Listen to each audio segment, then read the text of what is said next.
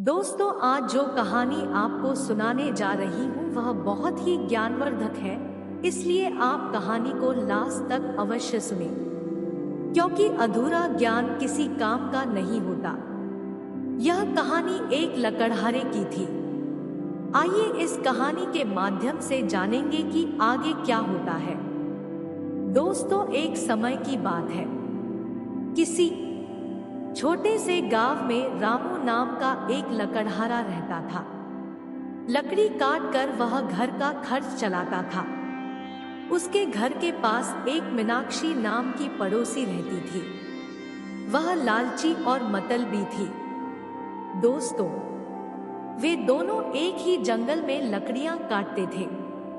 एक दिन रामू जंगल जाता है। वह एक तालाब के पास जाकर लकड़ी काटता है।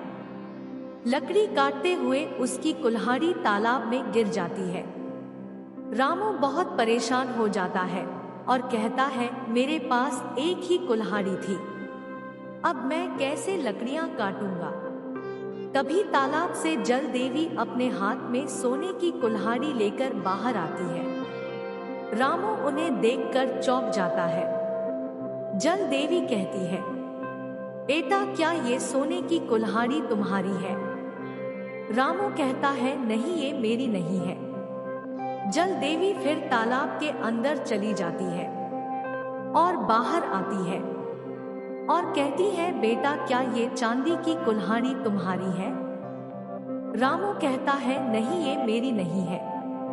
जल देवी फिर तालाब के अंदर जाकर बाहर आती है और कहती है, क्या ये लोहे की कुल्हाड़ी तुम्हारी है? रामू कहता है, हाँ, ये मेरी है।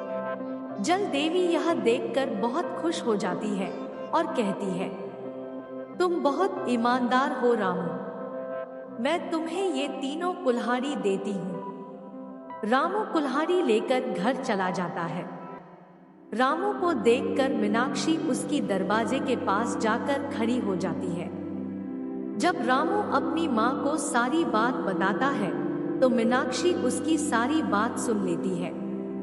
मीनाक्षी तुरंत लोहे की कुल्हाड़ी लेकर उस तालाब के पास चली जाती है और अपनी कुल्हाड़ी तालाब में गिरा देती है।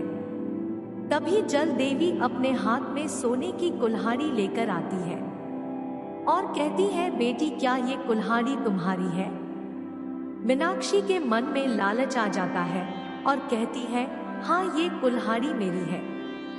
यह सुनकर जल देवी को गुस्सा आ जाता है और कहती है, तुम कितनी लालची हो मीनाक्षी, अब मैं तुम्हें एक भी कुल्हाड़ी नहीं दूंगी। इतना कहकर जल देवी गायब हो जाती है।